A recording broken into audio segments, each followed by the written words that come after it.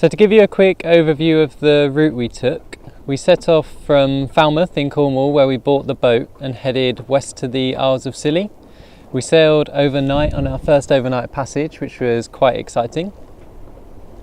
And then when we were in the Isles of Scilly, there was quite a big storm. It was a bit dramatic. We saw another yacht drag onto the rocks, so we had to call a mayday relay for them, which was we weren't really expecting that in our first couple of weeks of cruising. From there we headed across the channel to France, to Laverache. The channel crossing went really well. It was really nice, and we didn't really get that much traffic out there, and we didn't really get that much tide either, because we were right at the western kind of end of the channel. Then we picked our way south down the coast of Brittany, went to some incredible islands in France, and also had our second drama where we nearly got run down by a big fishing boat, which wasn't much fun. And then we headed east along the French coast to cross the Bay of Biscay, and that took 2.5 days, and that went really well as well. There wasn't any drama on that, which was really nice. And then we did catch a tuna, which was really cool. And then we landed in northern Spain, just east of Bilbao, in a little tiny port called El Enchove. And then we spent about maybe a month and a half picking our way across the North Spain coast.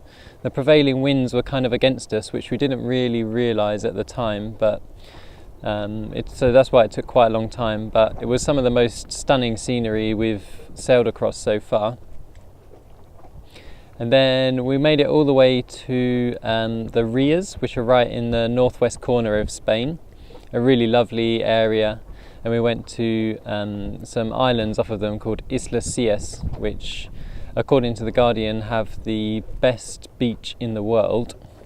But it's not really the best beach in the world, it's probably not even the best beach in Europe. But it was really nice. And from there we sailed south down the Portuguese coast, which was actually probably the most challenging stretch for us, because we got caught out in fog quite a lot, which we weren't really expecting.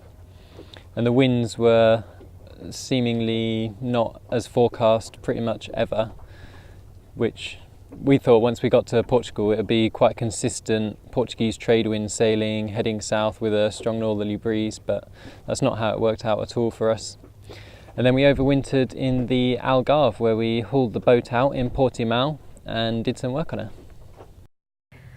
After working on Kittiwake pretty hard for about 5 months in Portimao, we set off and we headed towards Spain.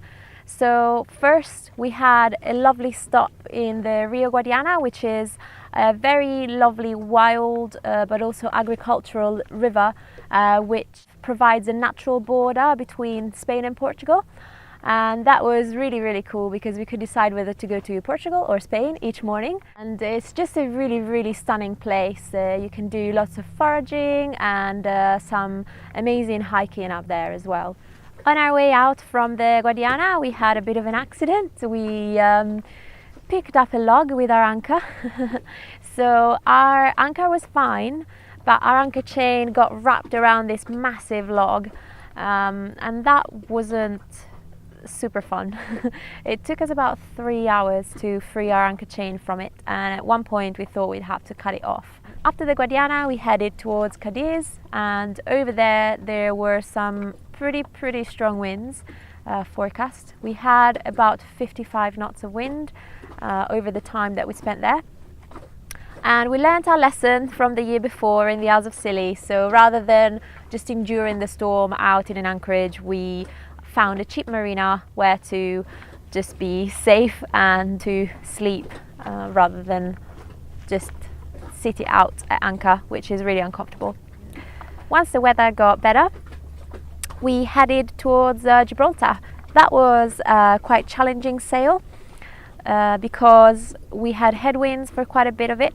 Around the capes, especially Cabo Trafalgar, there were some pretty big waves, and as well there was a big thunderstorm going on. There were thunderstorms going on both in Africa and in Spain, and we were right in the middle of them. So that was a little bit worrying and scary, but thankfully nothing happened. They were both quite far away, probably one in Tangier and one in the mountains in Spain. So that worked out okay as well. We had a little sleep in Tarifa, and then the next day we got into Gibraltar and anchored off La Linea. We then left Gibraltar to head for the Balearic Islands, and that was a long 5.5 days of sailing with a couple of stops along the way, because the weather was very, very varied and we had some crazy seas. There were some 4-meter waves which we surfed at 9.5 knots, which was fun but also a little bit stressful. And I was seasick a lot as well because the seas were so big. But after 5.5 days we made it. We got all the wind, all the favourable winds that we could get. We used it. And so that's how we are here in the Balearic Islands. It's amazing. It felt like a massive achievement, and it's lovely to be in a place where everywhere you look it's just stunning. Follow our sailing adventures with Wetsuit Outlook.